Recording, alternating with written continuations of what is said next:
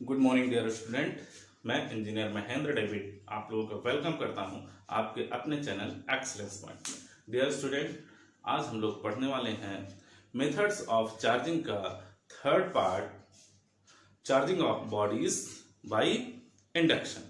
Induction में हम क्या करते हैं? इंडक्शन में हम जिसके कारण हमारे पास बॉडी चार्ज होती है वो और जिसको चार्ज करते हैं वो, उन दोनों बॉडीज को हम एक दूसरे के कांटेक्ट में नहीं लेके आते हैं।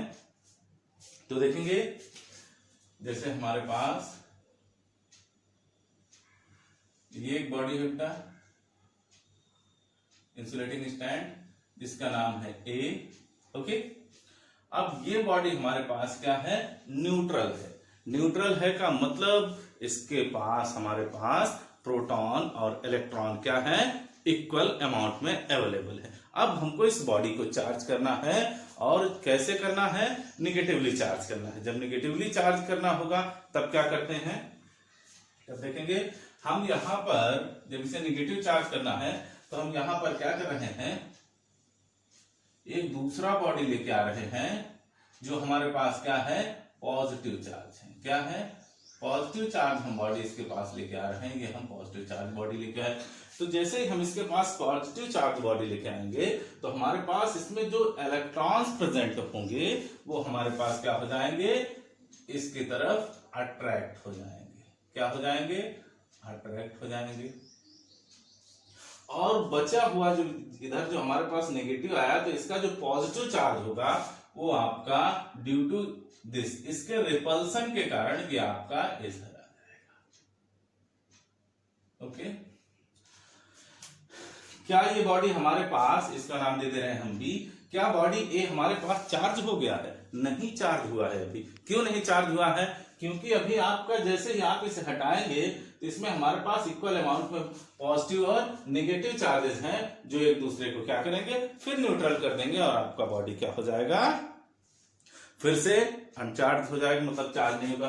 अब हमें इसे निगेटिव चार्ज करना है तो हम क्या करें? इसे अर्थिंग कर दे रहे हैं, मतलब इसे अर्थ से कनेक्ट कर दे रहे हैं। जैसे हम इसे अर्थ से कनेक्ट करेंगे तो यहां पर जो हमारे पास प्रोटॉन है, सॉरी पॉजिटिव चार्ज जो है, उस पॉजिटिव चार्ज को कैंसिल करने के लिए अर्थ से हमारे पास इलेक्ट्रॉन आएंगे और इसे क्या कर देंगे?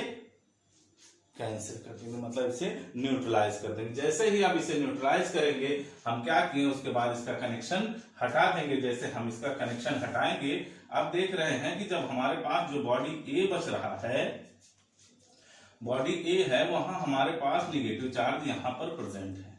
ओके, और ये हमारे पास अभी ये पॉजिटिव चार्ज बॉडी जो है ये हमारे पास यहीं पर है। ओके, अब हम देख रहे हैं कि अब जैसे हम इस बॉडी को दूर हटा देंगे, जैसे हम इस बॉडी को दूर हटाएंगे तो हमारे पास ये बॉडी जो होगा, इस बॉडी में निगेटिव चार्ज हमारे पास क्या होंगे?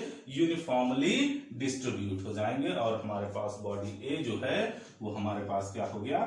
निगेटिव चार्ज हो गया। ओके, बिल्कुल इसी तरह इफ हमको बॉडी को क्या करना है? पॉजिटिव चार्ज करना है।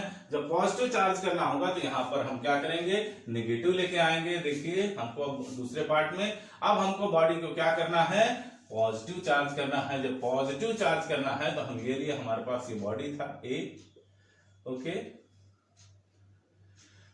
न्यूट्रल है। अब इसके पास हम क्या करेंगे? जब हमें इसे पॉजिटिव चार्ज करना है तो हम इसके पास निगेटिव चार्ज बॉडी लेके आए। जैसे हम इसके पास निगेटिव चार्ज बॉडी लेके आएंगे, निगेटिव चार्ज बॉडी लेके आए तो इसके पास हमारे पास इसमें जो पॉजिटिव चार्ज होगा वो इसके पास क्या हो जाएगा? अट्रैक्ट हो जाएगा और निगेटिव चार्ज इधर ड्यू टू रिपल्सन इधर आ जाएगा। अब क्या करेंगे? फिर हमारे पास देखिए क्या ये चार्ज हो गया? अभी नहीं चार्ज हुआ। हम इसे क्या करेंगे? अब इसे फिर अर्थिंग कर देंगे। जैसे ही आप इसे अर्थिंग करेंगे वैसे इसमें से इलेक्ट्रॉन कहां चले जाएंगे? अर्थ में चले जाएंगे। क्यों? क्योंकि अर्थ में हमारे पास बहुत सारा इलेक्ट्रॉन होता है। ठीक है, अब जैसे ही आप इसे रिमूव करेंगे, जैसे रिमूव करेंगे तो आपका ये बॉडी आ गया, ए था, ये आपका पॉजिटिव चार्ज है, पॉजिटिव चार्ज बॉडी आ गया। अब ये हमारे पास ये बॉडी था, ये कैसा था? निगेटिव चार्ज था। ठीक है, अब हम इसे जैसे ही रिमूव करेंगे, ये भी आपका इस साइड में ही आ जाएगा। हमने पूरा दिखा दिया है लेकिन ये भी साइड में आपका आ जाएगा, इधर अट्रैक्ट हो जाएगा। अब जैसे ही आप इसे रिमूव करेंगे वैसे ही हमारे पास इसमें चार्ज का क्या हो जाएगा? डिस्ट्रीब्यूशन हो जाएगा और बॉडी आपका क्या हो गया, पॉजिटिव चार्ज हो गया। ये हम क्या पढ़ रहे हैं, charging by induction. Okay, charging by induction हम पढ़ रहे हैं, ठीक है। अब ये तो आप अलग अलग दोनों बॉडीज को करते हैं। इफ हम ये चाह रहे हैं कि हमें अर्थ से इसको कनेक्शन नहीं करना है, विदाउट अर्थिंग किए हमको इसे क्या करना है, चार्ज करना है। जब हम इसे विदाउट अर्थिंग चार्ज करेंगे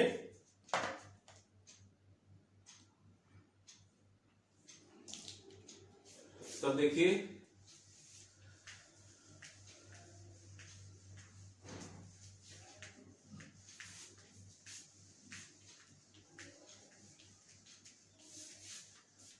अब हमने क्या किया, हमने दिया दो बॉडीज लिया, हमने ये लीजिए, हमने दो बॉडी लिए बेटा, ठीक है, बॉडी ए और इससे जस्ट अटैच्ड हमने लिया बॉडी बी।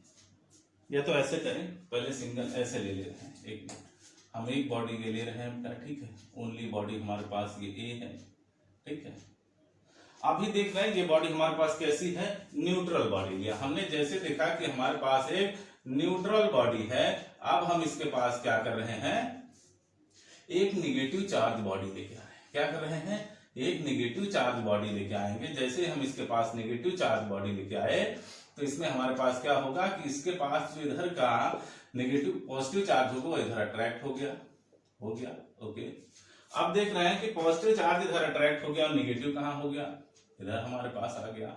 अब हम क्या करेंगे कि अब हम देख रहे हैं कि ये बॉडी, अब इस बॉडी से जस्ट एक बॉडी और हम टच करवा दे रहे हैं।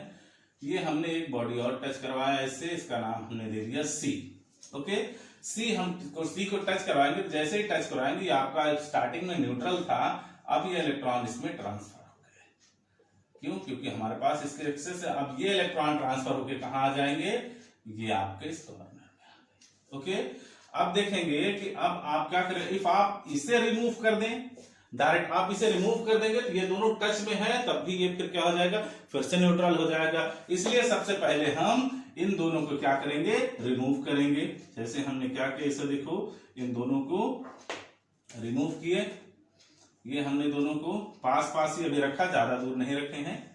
ये हमारे पास बॉडी बी था जिसे हम लेके आए थे, ये हमारे पास पॉजिटिव चार्ज हो गया था, ये हमारे पास नेगेटिव चार्ज हुआ था, ओके। अब देखेंगे इसको हम हटा दिए, जैसे ही आप इसे दूर हटाएंगे, इसे हमने क्या किया, दूर हटा दिया इससे। जब इसे दूर हटा देंगे तो देखेंगे कि नेगेटिव चार्ज आपका इक्वली क्या हो जाएगा, डिस्ट्रीब्यूट हो जाएगा, और ये इसके क्लोज होने के कारण अभी नहीं होगा। अब हम इसे भी रिमूव करेंगे। जैसे ही हम इसे रिमूव करेंगे तो हमारे पास देखेंगे ये आपका ए था, ये आपका सी, और दोनों को दूर दूर रख देंगे। जैसे ही आप दोनों को दूर दूर रखेंगे वैसे ही आपका क्या हो जाएगा, इस पे हमारे पास इक्वली नेगेटिव चार्ज का डिस्ट्रीब्यूशन हो जाएगा और इस पे पॉजिटिव चार्ज का डिस्ट्रीब्यूशन हो जाएगा, और दोनों बॉडीज आपका क्या हो जाएंगी, चार्ज हो जाएंगी। आपको अर्थिंग करने की कोई रिक्वायरमेंट नहीं हुई। तो इसके क्वेश्चन बनता है, क्वेश्चन देख ले रहे हैं, समझ आया सभी को। देखेंगे एक क्वेश्चन हमारे पास बनता है, आपके कंपटीशन में भी आया है, बोर्ड में भी आता है ऐसा क्वेश्चन। देखिए दिया हुआ है कि जैसे ये body A B C D, ये सब क्या है हमारे पास, एक दूसरे के टच में रखी हुई है। क्या रखी हुई है, ओवरलैपिंग नहीं है, टच में है ओनली, हमने ओवरलैपिंग कर दिया। ये हमारे पास क्या है, एक दूसरे के टच में रखी हुई है, ठीक है। एक बॉडी ये टच होकर रखी हुई है, एक बॉडी ये भी टच होकर रखी है, ओके। हमने इसका नाम दिया ए, इसका नाम दिया बी, इसका नाम दिया सी, इसका नाम दिया डी, ओके, ठीक है बेटा। ये इंसुलेटिंग स्टैंड में है, ओके। अब हम क्या कर रहे हैं, देख रहे हैं अभी ये टोटल न्यूट्रल है। अब हम यहां पर एक निगेटिव चार्ज बॉडी लेकर आए। क्या किया, निगेटिव चार्ज बॉडी लेके आएंगे। देखेंगे जैसे ही निगेटिव चार्ज बॉडी इसके क्लोज लेके आए, कहां लेके आए, इसके क्लोज हम एक निगेटिव चार्ज बॉडी लेके आए। जैसे ही हम इसके पास एक निगेटिव चार्ज बॉडी लेके आएंगे, वैसे ही इसमें का पॉजिटिव चार्ज क्या हो जाएगा, अट्रैक्ट हो जाएगा। क्या हो जाएगा, अट्रैक्ट हो जाएगा। अब इसके बाद जो इसमें का निगेटिव कहां होगा, पहले इसमें ट्रांसफर, फिर उससे इसमें ट्रांसफर, और फाइनली आपका यहां तक आ जाता है।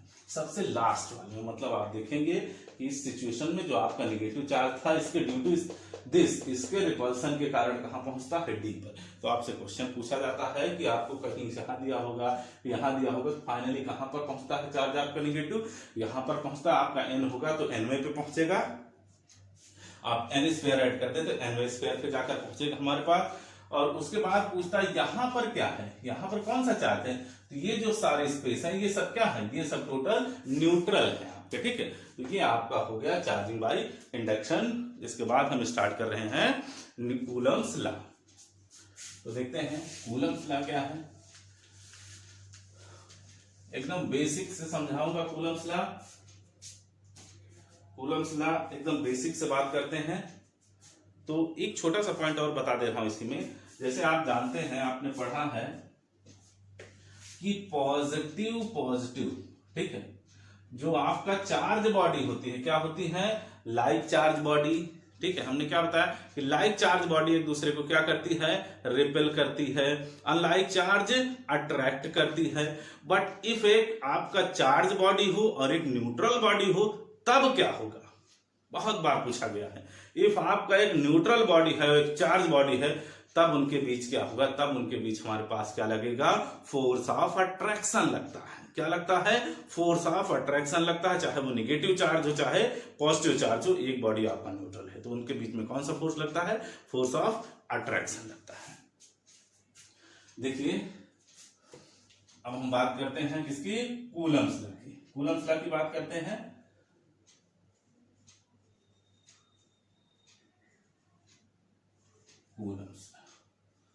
कूलम्स सर ने क्या किया, कूलम्स सर ने ये लॉ देने से पहले एक एक्सपेरिमेंट किया, और उस एक्सपेरिमेंट के बेस पर उन्होंने क्या किया, कोई भी देखें जितने भी हमारे पास लॉज दिए जाते हैं उन पे बहुत सारा एक्सपेरिमेंट किया, करने के बाद जो रिजल्ट आता है उसके बाद उसको क्या करते हैं, फाइनलाइज से आपके सामने दिया जाता है, मतलब बुक में पब्लिश किया जाता है। तो देखिए उन्होंने सबसे पहले क्या किया, एक चार्ट बना के समझा रहे हैं आपको, एकदम बेसिक से समझा रहा हूं, कोई ऐसे आपको समझाएगा नहीं, ये चीज समझ लीजिए। सब हवाई आपको बता देंगे कि सर बस अट्रैक्शन होता है, रिपल्सन होता है, डायरेक्टली प्रोपोर्शनल होता है। क्यों, आप इस पॉइंट को समझ पाएंगे क्यों ऐसे हमारे पास होता है। बहुत इजी तरीके से आपको समझाऊंगा, क्योंकि जिसका कंसेप्ट क्लियर है उसको कोई पीछे नहीं छोड़ सकता, ठीक है। एकदम कंसेप्ट से पढ़ाऊंगा मैं आपको, और आपको एकदम फिजिक्स का मास्टर बना दूंगा। समझते चलिए हमने क्या किया, इसके लिए हमने सबसे पहले किया कि हमने यहां पर लिया Q1 चार्ज, क्या लिया, Q1 चार्ज लिया। यहां पर क्या लिया हमने, Q2 चार्ज लिया। यहां पर हमने क्या लिया, R लिया, मतलब दोनों के चार्ज के बीच में, और यहां पर लिया फोर्स। ओके, अब देखते हैं। देखिए हमने स्टार्टिंग में क्या किया कि हमारे पास दो बॉडी है, देखिए बेटा, ये A है, ये B है, इस पे चार्ज Q1 है, इस पे चार्ज Q2 है, और ये दोनों R डिस्टेंस पर सेपरेटेड है। ओके, अब इनके बीच में आप जानते हैं लाइक चार्जेस होंगे तो रिपल्सन होगा, ठीक है, और अनलाइक चार्ज होंगे तो अट्रैक्शन होगा। तो कैसे निकालेंगे कि फोर्स कितना होगा, तो कूलम सर ने क्या किया, कूलम सर ने सबसे पहले किया कि A को क्या किया, इसको कांस्टेंट कर दिया। क्या किया, कांस्टेंट मतलब Q1 ही रखा, इसकी वैल्यू क्या रखा, Q1 ही रखा, और इसको क्या कर दिया, डबल कर दिया। क्या कर दिया, डबल कर दिया, मतलब इसकी वैल्यू कितना कर दी, 2Q कर दिया, और इसको क्या रखा, कांस्टेंट मतलब इसको Q1 ही रखा। ओके, और R को भी कांस्टेंट रखा। अब उसके बाद उन्होंने देखा प्रैक्टिकल में कि आपका इन दोनों के बीच, जब इसको क्या कर दिया, इसको देखा उन्होंने 2Q कर दिया, तो उसके बाद उन्हें क्या मिलता है कि जो फोर्स होता है वो इन दोनों के बीच में वो क्या हो जाता है, डबल हो जाता है। क्या उन्होंने पाया कि जैसे ही एक चार्ज को डबल किए वैसे इसका फोर्स क्या हो गया, डबल हो गया। फिर उन्होंने आगे क्या किया, फिर Q1 को कांस्टेंट ही रखा, फिर इसको क्या किया, 4 टाइम कर दिया या 3 टाइम कर दिया, 3 टाइम कर दिया। R को भी सेम रखा। अब देख रहे हैं, फिर दोबारा उन्होंने ऑब्जर्व किया, फिर जब देखा तो यहां पर फोर्स क्या हो गया, 3 टाइम हो गया। तो इससे उनको क्या रिजल्ट मिला, इससे ये रिजल्ट मिला कि जो फोर्स है वो डायरेक्टली प्रोपोर्शनल टू Q1 है। एक पॉइंट तो उनको ये चला कि भाई जैसे हम देखो यहां पर 2 किए तो यहां पर हमारे पास क्या हुआ, सॉरी Q2 है। जैसे उन्होंने क्या किया कि यहां पर 2 क्यों किया, वैसे ही हमारे पास 2F हो गया। फिर यहां क्या किया, 3 क्यों किया, तो यहां 3F हो गया। मतलब जैसे जैसे एक चार्ज को इंक्रीज कर रहे हैं वैसे वैसे फोर्स भी क्या हो रहा है, इंक्रीज हो रहा है। फिर उन्होंने फिर आगे क्या किया, आगे उन्होंने Q1 को चेंज करना शुरू किया। इसको क्या किया उन्होंने, इसको इन्होंने किया 2Q1 किया और इसको कांस्टेंट रखा, इसको कांस्टेंट रखा और R को भी कांस्टेंट रखा। फिर देख रहे हैं उनको क्या मिला कि फिर फोर्स क्या मिला, 2F मिला। फिर आगे उन्होंने क्या किया, फिर इसको चेंज, फिर आगे चेंज किया, 3Q1 किया और इसको कांस्टेंट रखा। फिर देख रहे हैं ये अभी आपका कांस्टेंट और फिर आपको मिल रहा है 3F मिल रहा है। तो इससे एक पॉइंट उनको ये समझ आई कि यहां पर जो फोर्स है वो फोर्स भी आपका क्या है, अगेन वो Q1 के डायरेक्टली प्रोपोर्शनल है। मतलब जैसे जैसे आप Q1 को बढ़ाते जा रहे हैं वैसे वैसे फोर्स भी क्या होता जा रहा है, इंक्रीज होता जा रहा है। फिर उन्होंने एक पॉइंट किया कि दोनों को चेंज किया। क्या किया, दोनों को चेंज किया। इसको 2Q1 कर दिया और इसको 3Q2 कर दिया और R कांस्टेंट रखा। फिर उन्होंने देखा कि उनको क्या मिला, उनका फोर्स जो मिला 6F मिला। क्या मिला, 6F मिला। मतलब कि यहां पर जो ये पॉइंट मिला वो इन दोनों के मल्टीप्लाई के बेस पे मिला। तब उन्होंने फाइनली ये रिजल्ट देखा कि हमारे पास जो फोर्स है वो उन दोनों चार्जों के मैग्नीट्यूड के, इस पॉइंट को याद रखिएगा, उन फोर्सों के, चार्जों के प्रोडक्ट के मैग्नीट्यूड के डायरेक्टली प्रोपोर्शनल होता है। एकदम क्लियर समझ लीजिए। एक को हमने आपको प्रैक्टिकली इसीलिए बताया, पहले वेरी किया फर्स्ट को, सेकंड को, तो देखा Q2 मिला।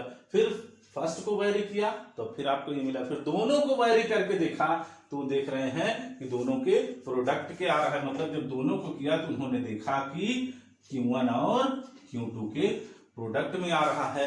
तब उन्होंने क्या किया, कहा कि हमारे पास जो फोर्स है इन दोनों चार्जों के बीच में वो उन दोनों चार्जों के प्रोडक्ट के मैग्नीट्यूड के डायरेक्टली प्रोपोर्शनल होता है। फिर अब देखा उन्होंने, अभी तो 2 पॉइंट वेरी करवाया, अब क्या कर सकते हैं भाई, इसके बीच का डिस्टेंस भी तो वेरी करवा सकते हैं। फिर उन्होंने क्या किया, आगे देखिए, ध्यान रखिए, एकदम सिंपल तरीके से आपको पढ़ा रहा हूं, आपको रटने की जरूरत नहीं कि इसके प्रोपोर्शनल क्यों होता है। सबसे बड़ी बात है काहे होता है, ठीक है, वो पॉइंट आपको समझाना है मुझे, ठीक है। देखा उन्होंने अब क्या किया, उन्होंने क्या किया कि इन दोनों को कांस्टेंट रखा, Q1 Q2 को कांस्टेंट रखा और यहां पर R को क्या कर दिया, डबल कर दिया। जैसे ही R को उन्होंने क्या किया, डबल कर दिया, अब वो देख रहे हैं कि फोर्स क्या हो गया, फोर्स जो है वो डबल करने पर जैसे ही R को क्या किया, डबल किया, वैसे फोर्स क्या हो गया, फोर्स 1/4 हो गया। क्या हो गया, 1/4 हो गया। फिर उन्होंने क्या किया, फिर आगे उन्होंने कहा कि इसको कांस्टेंट रखा, फिर इसे भी कांस्टेंट रखा और डिस्टेंस क्या कर दिया, 3R कर दिया, मतलब 3 टाइम बढ़ा दिया। जब 3 टाइम जैसे बढ़ाया, फिर उन्होंने देखा कि यहां पर जो हमारे पास इन दोनों के बीच में फोर्स आया, भाई आप इसे 3 टाइम्स डिस्टेंस इंक्रीज कर दे रहे हैं तो जो नया फोर्स आया वो देख रहे हैं कि इसका 1/9 आ रहा है, मतलब उसका 9th पार्ट आ रहा है। मतलब अब फिर उन्होंने क्या किया, देखा, फिर उन्होंने क्या किया, इसको थोड़ा क्लोज लेके आए। अभी तो इंक्रीज किया, अब क्या करें, डिक्रीज कर दे रहे। अब उन्होंने क्या किया कि Q1 को Q1 रखा, Q2 को Q2 रखा और R को क्या कर दिया, हाफ कर दिया। मतलब डिस्टेंस को क्या कर दिया, कम कर दिया। डिस्टेंस को क्या किया, कम कर दिया। जैसे ही डिस्टेंस को कम किया तो उन्होंने देखा और कितना कम किया, हाफ कर दिया। जैसे उन्होंने हाफ किया वैसे देख रहे हैं उनको फोर्स कितना मिल गया, 4 टाइम मिल गया। कितना टाइम मिल गया, 4 टाइम F मिल गया। फिर जब 4 टाइम F मिल गया, देख रहे हैं कि 4 टाइम F मिल गया। फिर उन्होंने आगे सिमिलर आपको इंक्रीज डिक्रीज किया दोनों के बीच का डिस्टेंस। मतलब अब क्या कर रहे हैं, जैसे ही वो क्या कर रहे हैं, मतलब इसके बीच का डिस्टेंस r/3 करेंगे। जैसे ही r/3 किया वैसे ही उनको क्या मिला कि यहां पर देखिए इसको Q1 को कांस्टेंट रखा, Q2 को भी कांस्टेंट रखा और इसे कर दिया r/3। तो देख रहे हैं 9 टाइम मिल गया फोर्स। कितने टाइम मिल गया? 9 टाइम मिल गया। तो उन्होंने ये सब देखने के बाद उनको ये रिजल्ट सामने आया कि जो फोर्स है वो इन दोनों के बीच के सेपरेशन के स्क्वायर का इनवर्सली प्रोपोर्शनल होता है। क्या होता है? इन दोनों के बीच के सेपरेशन के स्क्वायर का इनवर्सली प्रोपोर्शनल होता है। तो आपका फोर्स किस पे डिपेंड किया? इसी के बेस पर हमारे कूलम सर ने बताया कि हमारे पास जो इन दोनों के बीच में हमारे पास फोर्स है वो उनके चार्ज के प्रोडक्ट के डायरेक्टली प्रोपोर्शनल और उन दोनों के बीच के सेपरेशन के स्क्वायर के इनवर्सली प्रोपोर्शनल होते। एकदम टेबल बना के हमने आपको समझा दिया। इस बेसिस पर उन्होंने ये चीज कही। अब ये इक्वेशन आपका बना फर्स्ट, ये इक्वेशन सेकंड। आप दोनों इक्वेशन को क्या करिए? कंबाइन किया। उन्होंने क्या किया? दोनों को कंबाइन किया, फिर देखा कि F is directly proportional to Q1 Q2 upon R square आया। और आप लोग जानते हैं कि जैसे ही प्रोपोर्शनलिटी का साइन हटता है वैसे कोई ना कोई हमारे पास कांस्टेंट आता है। ये हटा दे रहे हैं। फिर उन्होंने क्या किया? देखा कि जैसे ही अब क्या कर रहे हैं, प्रोपोर्शनलिटी का साइन हटाएंगे। तो उन्होंने हटाया और ये आपका आ गया constant K, Q1 Q2 upon R square. यहां आपका K क्या है? K आपका है इलेक्ट्रोस्टैटिक्स प्रोपोर्शनलिटी कांस्टेंट K, जिसकी वैल्यू एयर के लिए, किसके लिए? एयर के लिए, जिसकी वैल्यू होती है 9 × 10⁹। याद रखिएगा, जब इन दोनों चार्जों के बीच में एयर प्रेजेंट होगा तब इतना होता है। ठीक है। इफ आपका अदर मीडियम आएगा तो उसके लिए अलग आपका होगी वैल्यू। ठीक है। अब इसके बाद आप उन्होंने क्या कहा कि इसको भी आगे लिख सकते हैं आप। K को और क्या लिख सकते हैं? K को लिख सकते हैं 1/4πε0। एप्सिलॉन क्या है? एप्सिलॉन है आपका absolute permittivity of free space या एयर। मतलब इसका वैल्यू हमारे पास एप्सिलॉन क्या है? एप्सिलॉन आपका है absolute permittivity of free space या एयर। अब टेबल हटा दे रहे हैं, देखिएगा।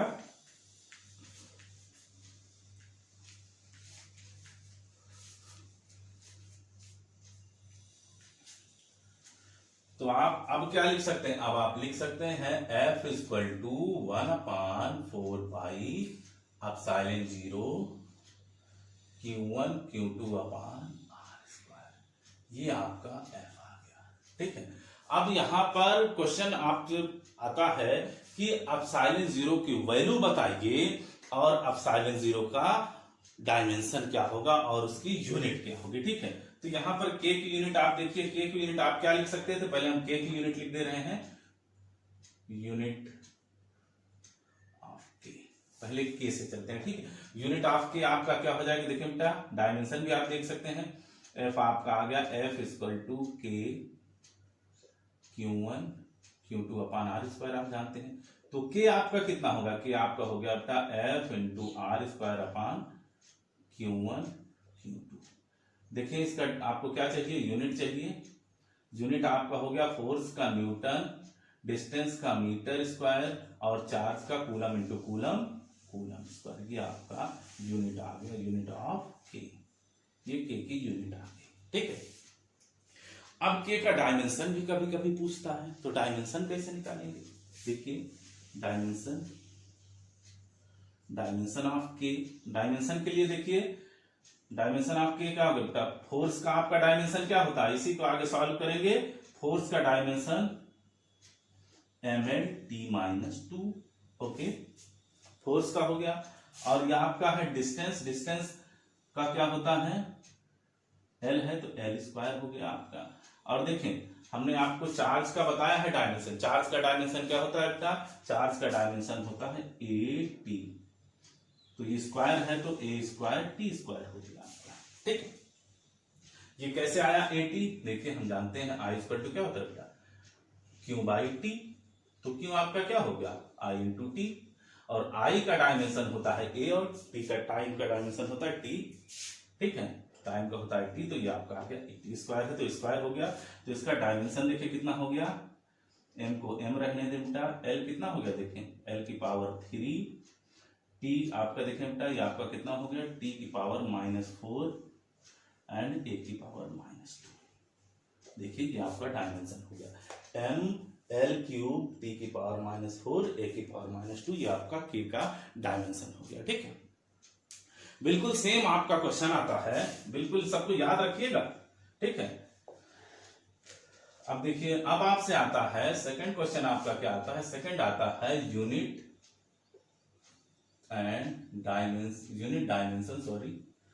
डायमेंशन एंड वैल्यू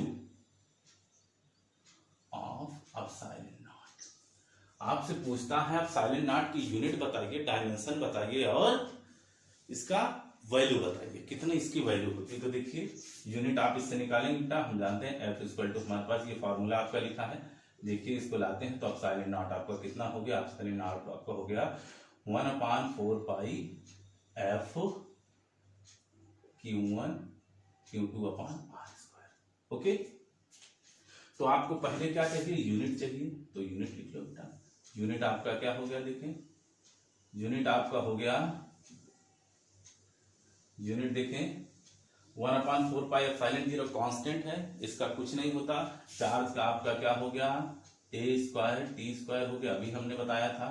फोर्स का क्या हो गया, न्यूटन हो गया, और इसका क्या हो गया, मीटर स्क्वायर, सॉरी ये कूलम स्क्वायर, हम डायमेंशन लिख दिए कूलम स्क्वायर। तो आप क्या लिख सकते हैं कि आपका डायमेंशन हो, सॉरी यूनिट हो गई, क्या हो गई, यूनिट हो गई आपका, किसका यूनिट है ये, एप्सिलॉन नॉट को क्या होगा, कूलम स्क्वायर न्यूटन पर मीटर स्क्वायर। अब इसके बाद आपका आता है डायमेंशन की बात, किसकी, डायमेंशन ऑफ एप्सिलॉन नॉट।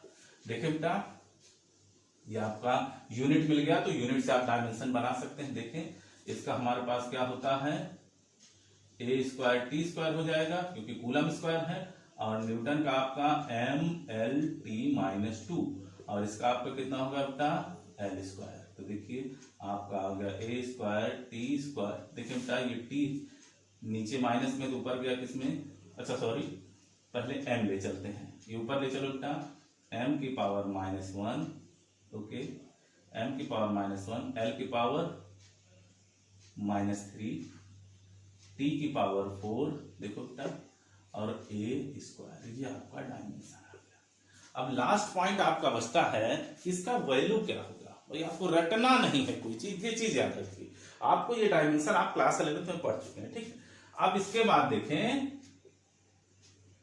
अब बात करना है हमको वैल्यू भी आपको रटना नहीं, आपको निकालना आना चाहिए, जरूरत पड़े भाई अगर याद है तो बड़ी अच्छी बात है, और नहीं याद है तो आपको निकालने का तरीका पता होना चाहिए, नंबर छूटना नहीं चाहिए किसी भी तरह। ठीक है, तो देखिए इसे हटा रहे हैं बेटा, हम क्या जानते हैं, हमको ये पॉइंट पता है, ये जानते हैं हम, और के की वैल्यू भी हमको पता है। ठीक है, तो यहां दोनों को इक्वेट कर सकते हैं, मतलब आप के प्लेस पर कितना लिख सकते हैं, 9 × 10⁹ इक्वल टू, देखो बेटा 1/4 पाई एप्सिलॉन नॉट, कितना 1/4 पाई एप्सिलॉन नॉट।